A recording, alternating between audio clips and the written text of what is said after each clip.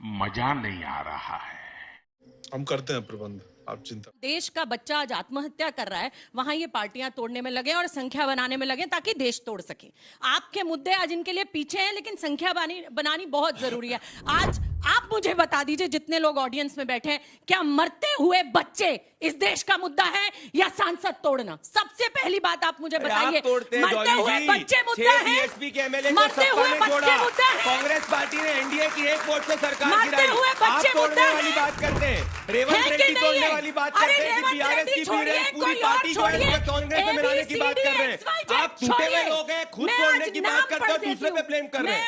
अपने घर की लड़ाई को घर में सुलझाइए। प्रदीप भंडारी जी, मैं नाम पढ़ देती हूँ और नाम पढ़ के मुझे बताना ये फंस गया सीएम कि ये जो बच्चे हैं ना, जिन्होंने आत्महत्या की है और जिनके बच्चे आज उनके परिवार जो रो रहे हैं, उनका आपको दर्द नहीं होता? मैं बता देती हूँ, मुझे नाम याद है। आकांक्षा, मुझे नाम याद है। हम पीड़ा में उनके साथ में, परंतु आप उसमें राजनीति वोट बैंक मत करिए। आप उसमें राजनीति मत करिए। टेलीग्राम की आप बात कर रहे थे, टेलीग्राम के ऊपर राजनीति करी। दिल्ली हाईकोर्ट ने अपील किया कि टेलीग्राम के माध्यम से लीक हो रहा था। आप अवसर ढूंढ रहे हैं कि लीक हो जाए और आपकी राजनीति बच्चों में चमका दे। आप अगर राजनीतिक बात करिए तो मैं राजनीतिक जवाब दूंगा। आप तोड़ रही है, हैदराबाद में कांग्रेस तोड़ रही है, सपा को कांग्रेस तोड़ रही है, बसपा को कांग्रेस तोड़ रही है। बारी बोलिए। एक वोट से एनडीए की सरकार गिरा दी, लोकतंत्र की जीत हो गई। एनडीए में कोई आगे ईडीसी हो गई। दोहरे मापदंड नहीं हो सकते भाई, दोहरे मापदंड नहीं हो सकते डॉली जी। आपको आपके वोट नहीं कर रहे हैं, आपको आपके लोग ही वोट नहीं कर रहे हैं। हम तो साफ है, देश हित में काम कर रहे हैं, देश की सेवा कर रहे हैं। जो एनडीए के अलायंस में देश हित में आना चाहता है, बाकी डर वर का काम ये करते हैं, भ्रष्टाचार ये करते हैं, पैसा इनके पास है, ये जाके अभी पता चल जाएगा। विपक्ष की ताकत सिर्फ संख्या बल से नहीं होती। विपक्ष की ताकत होती है जनता की आवाज को उठाना। जैसे किसानों के मुद्दे, महिलाओं के मुद्दे, जैसे आज नीट, सीबीएसई, सीयूईटी, भर्ती घोटाले, ये जो लगातार जिनसे जनता, आम नागरिक, युवा इस देश का दुखी है, वो विपक्ष की ताकत होता है। और वही संख्या बल, लोकतांत्रिक तरीके से चुने हुए लोगों को जब आप सत्ता का बल दिखा के, ईडी, सीबीआई, ना जाने क्या क्या दिखाकर, डराकर, धमकाकर, ये तो हम पहली बार देख रहे हैं। कहीं ईवीएम में आग लग जाती है, जब शिक्षा मंत्री के ऊपर दबाव आता है तो उनके दफ्तर में आग लग जाती है। कहीं अंकिता भंडारी के जब सबूतों की बात आती है तो फार्म हाउस में आग लग जाती है। लगातार हम ये देखते हुए आ रहे हैं कि जिस तरीके से संविधान की धज्जियां उतारने का काम और उड़ाने का काम भारतीय जनता पार्टी कर रही है, वो पूरा देश देख रहा है। ये जो सांसद इधर से उधर जा रहे हैं ना, कोई पहले सस्ते समोसे की बात करता था ना, जनता का सस्ता समोसा, जनता के लिए इतना महंगा चाय, इतना महंगा ना जाने क्या क्या। आज मलाई चाटने उधर पहुंच गए, जनता जाए भाड़ में। एक ट्वीट, एक शब्द किसी ने नहीं सुना उनके मुंह से नीट के बच्चों के लिए, उन आत्महत्या करते बच्चों के लिए, उन परिवारों के लिए। 22 लाख 18 लाख बच्चे नहीं, करोड़ों परिवार हैं जो आज देश में सफर कर रहे हैं। समय समाप्त हुआ। Allow to rest. तुम्हें शर्म है कुछ? ये कह रहे हैं कि भाई ईडी सीबीआई की वजह से हुआ, तो जरा वो वीडियो फिल्म दिखा दे कि भाई ईडी सीबीआई के कोई वॉइस कॉन्वर्सेशन हुआ। मुझे मतलब समझ कोई नहीं आ रहा, कांग्रेस में आए तो लोकतंत्र की जीत हो गया, कोई एनडीए में जीत आया तो ईडी सीबीआई हो गई। ये कैसे दोहरे मापदंड हो गए भाई? 6 बीएसपी के लोग सपा में आए तब कह रहे लोकतंत्र की जीत हो गई, बीआरएस वाले कांग्रेस में आ गए, कह दी लोकतंत्र की जीत हो गई। आज एक युवा सिर्फ और सिर्फ भारतीय जनता पार्टी में कार्यकर्ता से शीर्ष पद पर पहुंच सकता है, ये आप सब भी जानते हैं। हम वापस से कहेंगे, रेट ये कोट करते हैं, भ्रष्टाचारी ये है। रुक, तेरे को बता देते। अगर बीजेपी की आइडियोलॉजी इतनी अच्छी है, आपकी आइडियोलॉजी, जब आपके नेता राघव चड्ढा जी की आइडियोलॉजी पार्लियामेंट में नहीं मानी गई थी, ये बोला आप, राघव चड्ढा जी ने बहुत स्पेसिफिकली बोला था कि आपकी उनके आइडियोलॉजी के अगेंस्ट बात कर रही है। तो अगर आइडियोलॉजी के अगेंस्ट बात हो रही है तो फिर बीजेपी क्यों जो बीजेपी के अगेंस्ट थे, कि जो आपके खिलाफ बोलते हैं उसको भी आप क्यों अपना लेते हैं? Good question. डॉली जी, इस विषय पर बोलने का शुरू होता है अब। जो कल तक थे कटघरे में, आज वो सरताज हैं। लगता है सत्ता की चौखट पर सारे गुनाह माफ है। वो पूछते हैं विपक्ष क्यों बिखर रहा है आज। हम पूछते हैं लोकतंत्र पे ये कैसा दबाव है आज। जनता के सवालों से नजरें चुराना आसान है, मगर सच वही है कि हर तख्त का एक इम्तिहान है।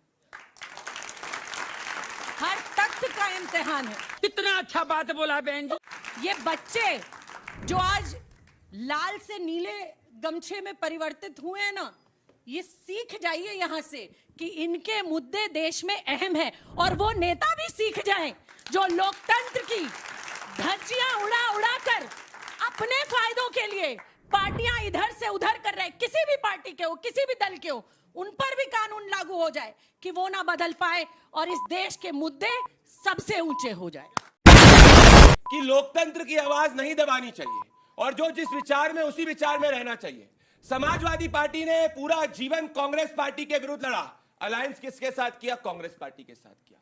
कांग्रेस पार्टी एक बैकस्टैबर पार्टी है, पीठ में छुरा घोंपने वाली पार्टी है। प्रदीप भंडारी नहीं कह रहा, ये डीएमके कह रही, जिसने सालों साल कांग्रेस पार्टी के साथ अलायंस किया। तृणमूल कांग्रेस ने अपना पूरा का पूरा अस्तित्व कांग्रेस पार्टी के खिलाफ किया और आज टीएमसी और कांग्रेस साथ में आ रहे हैं।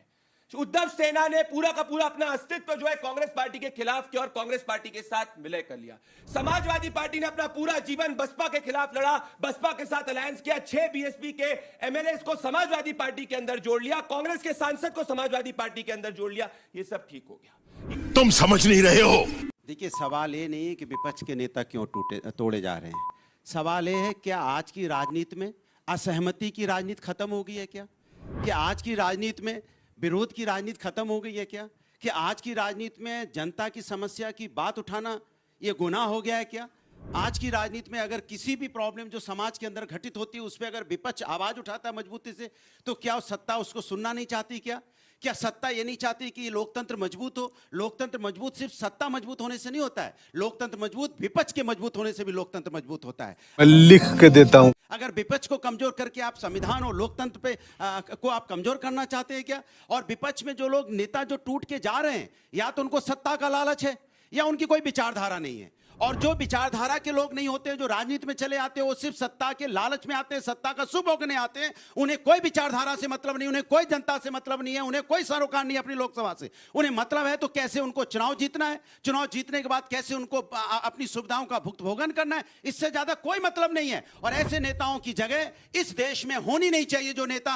अपना दल बदल के दूसरे दल में जाते हो, आप विचारधारा के बदल देते हो, आप जीते हो किसी के चिन्ह पे। अगर टीएमसी के नेता टीएमसी के चिन्ह पे जीते हैं, शिवसेना का नेता शिवसेना के चिन्ह पे जीते, उनकी विचारधारा पे जीते, और आपने चुनाव जीतने के बाद अपनी विचारधारा बदल दी, आप बिक गए, दूसरी तरफ चले गए। इसके मतलब भारतीय जनता पार्टी को 240 में कितने समेटा था? जनता ने समेटा था। तो जनता ने जब 240 में समेटा था, जिनको जिताया था, अगर वो दोबारा उसमें शामिल हो जा रहे हैं तो जनता के साथ धोखा हो रहा है। जनता माफ नहीं करेगी।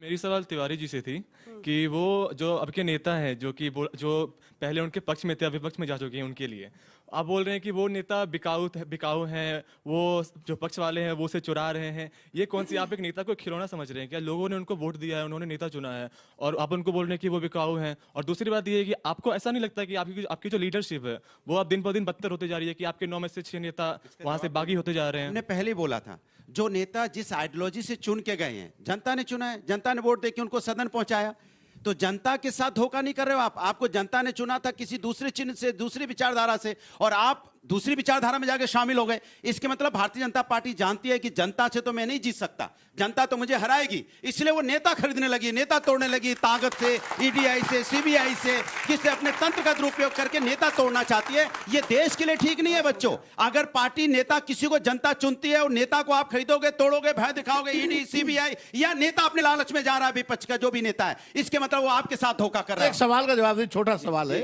क्या आपके कितने विधायक सांसद टच में हैं बीजेपी के? देखिए, समाजवादी लोग समाजवादी विचारधारा पे चलते हैं, उनकी जिम्मेदारी समाज के प्रति है, जनता के प्रति है, छात्र के प्रति है, मतलब ये कह रहे हैं कि दूसरे लोग हम लोग कोई नहीं टूटते हैं, हम आपके साथ कंधे से कंधा मिला के खड़े होते हैं। अगर मंदिर के दान पात्र में गड़बड़ी हुई है तो आप समाजवादियों ने उठाई है कि मंदिर के दान पात्र में चोरी कैसे हुई है, ये आवाज हमने उठाई, बीजेपी ने नहीं उठाई है। बीजेपी बोलने तक को तैयार नहीं है। इसलिए अटल बिहारी वाजपेयी जी ने कहा था, याद होगा, वो भी भारतीय जनता पार्टी के नेता थे, हम सब उनका सम्मान करते हैं। उन्होंने कहा था, अगर तोड़ के एमपी को खरीद के अगर मुझे सत्ता बनानी पड़ेगी, ऐसी सत्ता को मैं चिमटे से छूना भी पसंद नहीं करूंगा।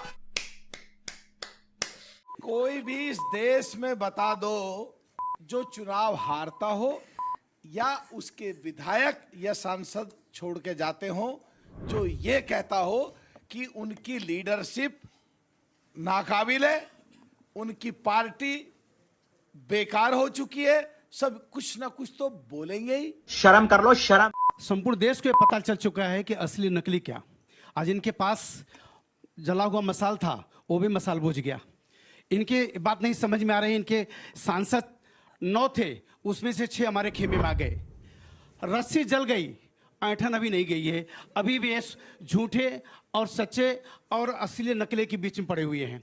अरे नकली घी, देसी घी के कहाँ चक्कर पड़े हैं तिवारी जी आप? हिंदू हृदय सम्राट माननीय बाला साहब ठाकरे के विचारों से जो प्रेरित होकर के बगावत हुई थी शिवसेना में, 1991 में छगन भुजबल 17 विधायकों को लेकर के निकल गए थे, कोई फर्क नहीं पड़ा। जिंदगी हो तो ऐसी हो, इसलिए कि वह हिंदू हृदय सम्राट माननीय बाला साहब ठाकरे का विचार कायम था। फिर उसके बाद 1993 में एक बगावत हुई। बगावत होने के बाद उस वक्त कार्यकारी अध्यक्ष बनाया गया उद्धव ठाकरे को, वहां से कहीं न कहीं सुबह टूटी। फिर उसके बाद वहां से 2006 में नारायण राणे बगावत किए, कोई फर्क नहीं पड़ा। 2006 में राज ठाकरे साहब बगावत किए, कोई फर्क नहीं पड़ा। लेकिन 2022 में एक ऐसा बगावत हुआ, वहां पर असल और नकल का बगावत हुआ। उसके लिए इतना ही मैंने कहना चाहूंगा कि किसी हकदार के हक को मिटा देना बगावत है तिवारी जी। समझ रहे हो? ये बिकाऊ मेंबर ऑफ पार्लियामेंट का अपमान है, हाँ? क्योंकि वो स्वतंत्र संग्राम में जो लड़े थे उनको बागी बोलती थी। हाँ, ये तो ऐसे संग्राम में लड़ रहे हैं। हाँ, अब ये बात कर रहे थे कौन, प्रदीप भंडारी, कि इन्होंने मोटर लगा के क्या, मशीन लगा के पैसे मुझे क्या। मैं बताता हूँ, मैं यवतमाल से आता हूँ, 2 सांसद चुन के आए शिवसेना के वहाँ से। हाँ, ओरिजिनल, जो अभी 6 महीने पहले चुन के आए हैं। हाँ, तो ये ओरिजिनल हरदम ही कायम रहेगा, क्योंकि ना हमारे वोट कम हुए, ना हमारे। अब ये सांसद चुराने की आदत पुरानी है, लेकिन इसका एपिडेमिक अभी अभी आया है। और अभी देख रहे हैं आपकी सत्ता लोलुप्त लोगों को आप राजनीतिक पक्ष टिकट क्यों देते हैं मुझे मालूम नहीं, लेकिन निष्ठावान कार्यकर्ताओं को टिकट नहीं देते। तो ऐसी बिकाऊ माल बाजार में आ गया और बिकाऊ माल अभी खरीदा जा रहा है। प्रदीप जी ने बहुत अच्छे से बात को रखा है, लेकिन अभी अभी तो चुनाव लड़ा आपने ममता बनर्जी के खिलाफ, वो सारे एमपी आपके साथ आ गए, शायद उनके खिलाफ ही लड़ा होगा, शिवसेना के खिलाफ भी लड़ा होगा। और प्रदीप जी बात कर रहे हैं कि पार्टी का कार्यकर्ता बढ़ता है भारतीय जनता पार्टी में, वो तो ठीक है, लेकिन कमरा तो उतना ही बड़ा है। ये सारे लोगों को बैठा लेंगे तो प्रदीप भंडारी जैसे कार्यकर्ताओं को जगह कम मिलेगी। हम जो चाहते हैं, जो हमारा लक्ष्य होता है, वही करते हैं। और ये हमारे विचार का दायित्व है कि अगर हमारे विचार में ज्यादा लोग जुड़ना चाहते हैं तो उसमें गलत क्या। हम 22% की वोट शेयर पार्टी थी, 38% की वोट शेयर पार्टी है। कल हम चाहेंगे 50% की वोट शेयर पार्टी हो। जो बीजेपी में आता है, जो एनडीए में आता है, वो एनडीए के हिसाब से चलता है। एनडीए किसी को लेती है, उसके हिसाब से नहीं चलती। इनमें और हम में ये फर्क है। ठीक है, चलिए। आप भी तो बसपा के साथ जो है 3 बार गए और 3 बार अलग हुए। हम किसी के साथ भी अलायंस करते हैं, हम हमारे विचार के हिसाब से अलायंस करते हैं। भारतीय जनता पार्टी के राज्य के अंदर राम मंदिर बना, भारतीय जनता पार्टी के राज्य के अंदर आर्टिकल 370 हटा, हम यूसीसी पे कायम है। हमारे साथ इतने घटक दल आए, भारतीय जनता पार्टी और एनडीए ने अपना विचार कब चेंज किया? क्या कोई आया उसकी वजह से हमने हमारे आउटकम्स चेंज किए? नहीं चेंज किए। कोई सेंस है इस बात की? नहीं। देखा आपने लापरवाही का नतीजा है। खत्म, बाय बाय, टाटा।